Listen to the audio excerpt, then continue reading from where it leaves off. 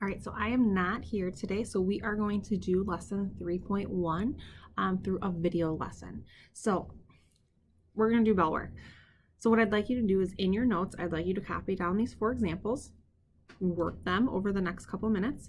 Once you're done, hit play, and I will go through the answers with you. So right now, pause the video, write down the problems, work the problems on your own. Once you are done, hit play, and then we'll go through the answers.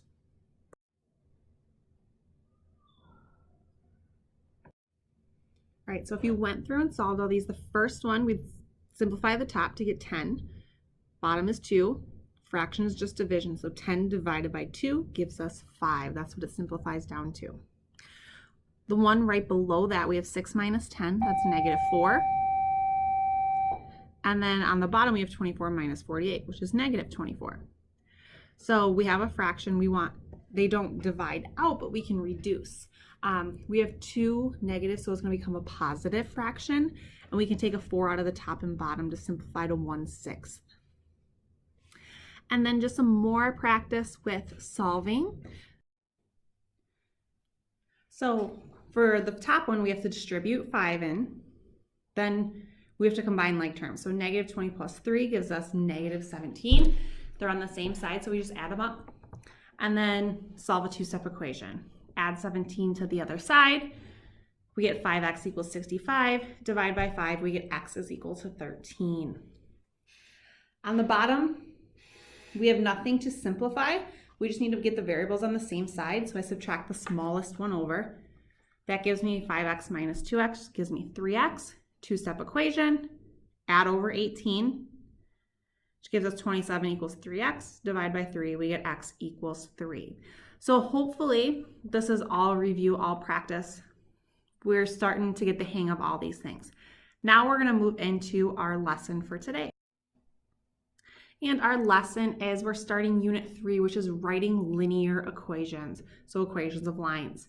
This is 3.1, and we're going to look at rate of change, which is also slope. And this is hopefully something that you guys have seen before, whether you saw it in pre-algebra or you've seen it in physics. It should hopefully be a little bit of review. By the time that you finish this lesson, you've worked through all the problems, you've gotten all the examples. Our goal is that you can find the slope / rate of change from 2 points in a table. So that is what we're going to start looking at next.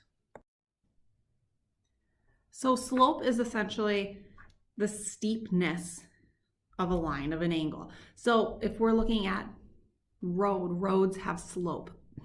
Roller coasters have slope. Depending on how steep it is, that's going to depend on what the slope is. And we're going to look at slope in terms of linear equations. And we're going to start to begin to use that slope to build equations. So these are some real life examples. Maybe in physics, you've kind of talked about some other applications of slope as well. So how do we find slope? Well, we've got 2 processes that we're going to go through. What we could be given 2 points or a table, and depending on what we're given, it's essentially the same process, but make sure we get this down in your notes. This is going to be super important. We are going to want to refer back to this. So finding slope from 2 points. M means slope. So we use M to represent slope. And then if we're given 2 points, thinking about what a point is an x, y coordinate. Well, if we're given 2 of them, we have to know which one we're talking about. So that's where we get x1, y1, x2, y2. And then we take our 2 points and we plug it into this formula here. So get this down in your notes. From 2 points, this is our slope formula. From a table, we have m equals delta y over delta x. Well, what does that mean? It's essentially our delta means the change in. So the change in y and the change in x. So both of these you can see it's y over x. So if we don't have this down yet, pause the video, make sure you get this down in your notes, and then we're going to move on to how do we actually use these equations. So example number 1, slope from 2 points. How do we utilize that equation? So we want to find the slope of the line through the points -5, 3, and 10, 23. So when you're writing down an example, what do we need to know? Well, we need to get down the points. So make sure that you have this and this copied in your notes. And we're looking to find the slope of these. So if we're given these 2 points, we're looking to find the slope. So how do we do this? Well, let's label our 2 points. We can say this is x1, y1, and x2, y2. Doesn't matter which one is which. You just need the 1s and the 2s to go together. So we have our formula, so let me write that over here. We know slope is equal to y2 minus y1 over x2 minus x1. So let's take what we know and plug it in to find our slope, m. So y2 is 23 minus y1, which is 3, over x2, which is 10, minus -5. So if we go ahead and simplify the top, simplify the bottom, 23 minus 3 gives us 20. 10 minus -5. 2 negatives give us a positive. So essentially we're taking the opposite. If we have a negative, it becomes positive. So we're adding 10 plus 5.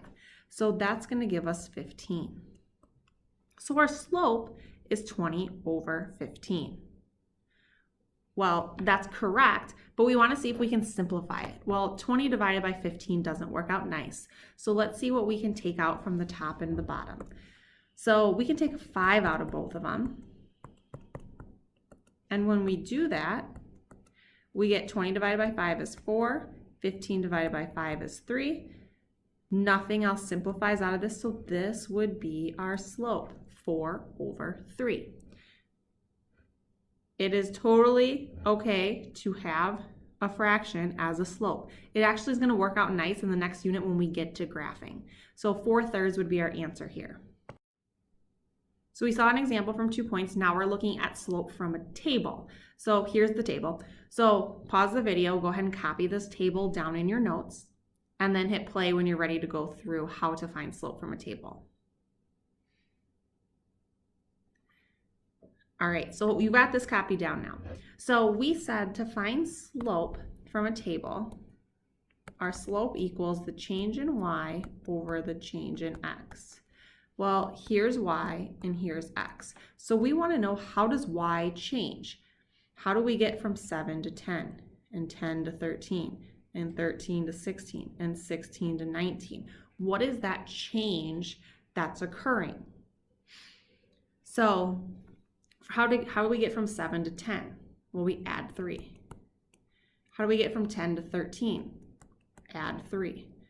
13 to 16, we add 3. 16 to 19, we add 3. That's the change in between each value. You should notice they should all be the same. The change should be the same when we're talking about a line. You could also say, just like these are two, like if you say these are two coordinates, 10 minus 7 is 3. 13 minus 10 is 3. So if you take y2 minus y1, you get the change.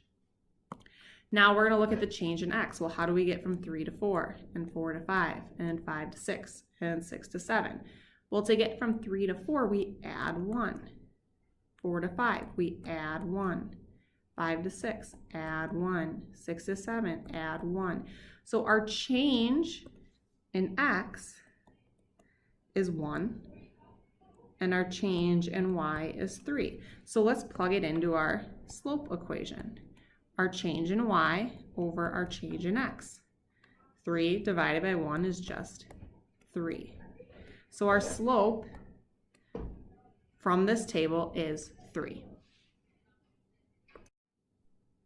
So now I want you to practice on your own. So I've got 2 examples here.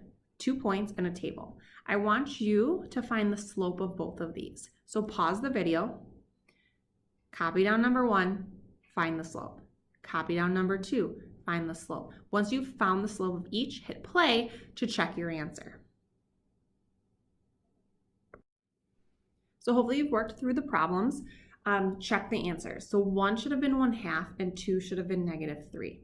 If this is not what you got, fix your work. Pause the video, fix your work. So for number 1, x1, y1, x2, y2, plug it into the formula. Well, 2 negatives make a positive, so it's really just 1 plus 2. If you can do that in one step instead of 2, go for it. And then 4 minus -2, it becomes 4 plus 2. So we get 3/6, and we can take a 3 out of both the top and the bottom, which gives us a simplified answer of 1/2. Now number 2, we're looking for our change in y over our change in x. So if we look at y, -10 to -13, it's going down. If it's going down, it's negative. -13, -16, it's going down. So that's why we get a -3. -13 minus -10 is -3. So it's a change of -3 in all your y values. Your x values 4 to 5, 5 to 6, we're adding 1. So that's a positive 1. So that means our slope is -3 over +1, which gives us a simplified answer of -3. All right, and special cases. Special cases come up in a lot of different aspects of math. So a special case in regards to slope, we're going to look at these 2 examples here. So if we look at number 1, we have 5 and 8. 5, 8, and 5, 3. We've got those coordinates. Well, first let's find the slope. So we have x1, y1, x2, y2. So if we plug that into our slope formula, we have 3 minus 8 over 5 minus 5. So simplify, we have 3 minus 8, which is -5, 5 minus 5, which is 0. All right, -5 over 0. We can't do that. We cannot have 0 in the denominator because if we think about it, it's out of 0. If we have 0, we can't take -5 away from that because we don't have anything to start with. So this means that if we have 0 in the denominator of a fraction, our answer is undefined. It's not possible. So that means our slope is undefined.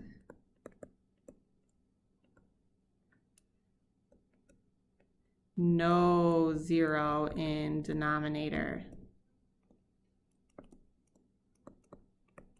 That's bad.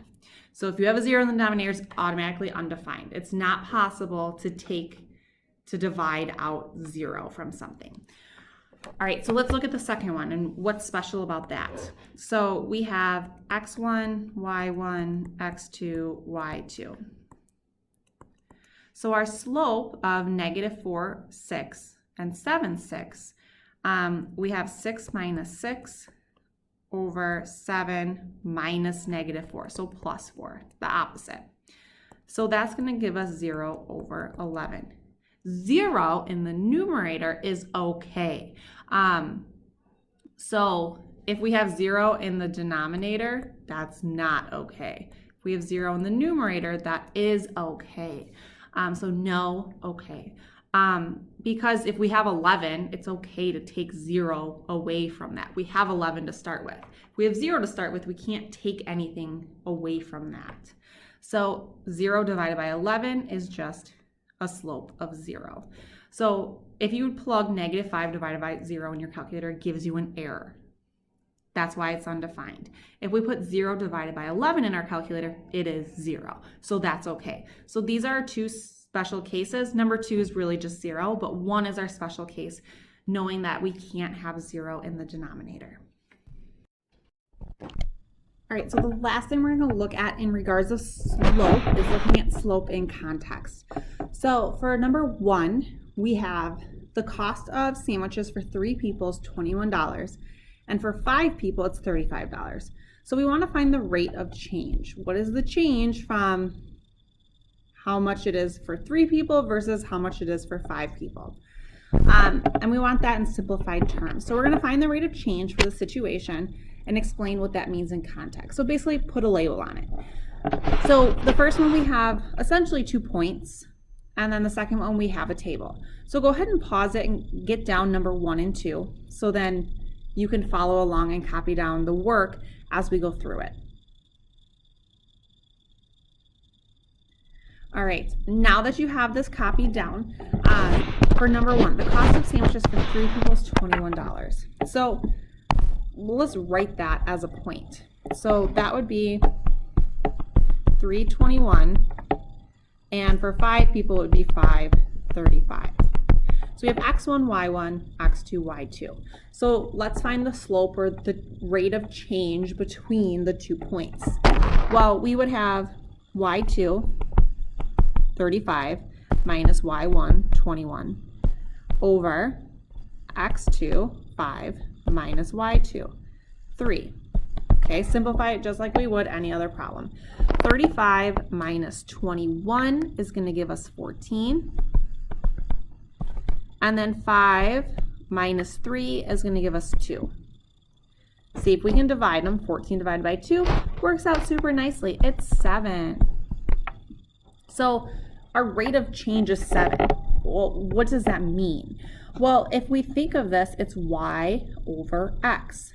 So y went with dollars. So 21 and 35 went with dollars, and people went with our x values. So it's dollars over people. So dollars over people. So if I have 7, it means it's $7 for one person, or $7 per person. So this means $7 for one person. It's $7 per person. That's what it means when it says explain the answer in context. So taking our labels and putting it y over x. So we know this is 7 over 1, so $7 per one person. 14 over 2 would be $14 per 2 people. So when we simplify it, we get it down to its most complex form, its unit of just one person. All right, so let's look at number 2 then. So table. Just as we have x, we have y. Just go in order. So we are looking for the change in x and the change in y. So let's say, figure out what the difference is. 2 to get to 3 is going to be a positive 1. 3 to 4, positive 1. 4 to 5, positive 1. So how do we get from 144 to 216? Well, if we take 216 and we subtract 144, we get 72. If we take 216 and 288, 288 minus 216 is 72. 360 minus 288, 72. This is going up by 72 each time, where the x is going up by 1. So if we want to find the slope, we have the change in y over the change in x. Well, what is y? Well, y is number of students. So 72 students over 1. Well, what does 1 represent? Number of buses. So 1 bus. So what does this mean? 72 students per 1 bus. 72 students per bus. So that's what this means.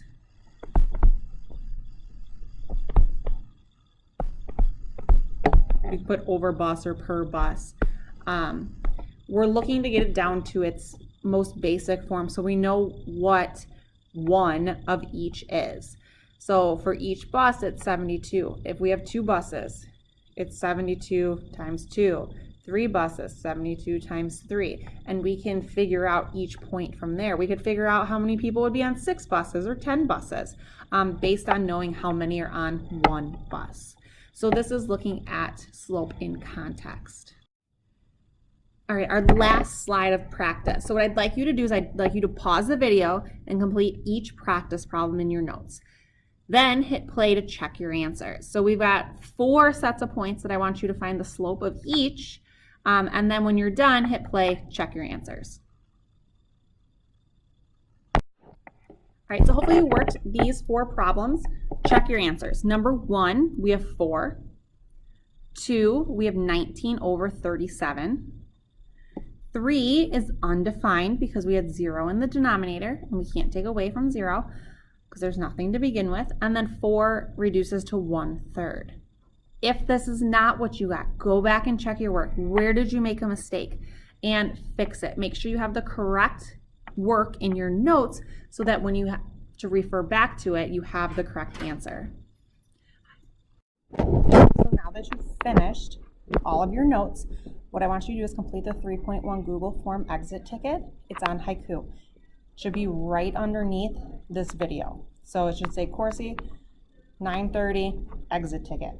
Click on the link, complete the 3 problems, and then submit it. Once you're done with that, go up to the front table and pick up a Unit 3 homework ticket. It's yellow, and work on section 3.1 until the end of class.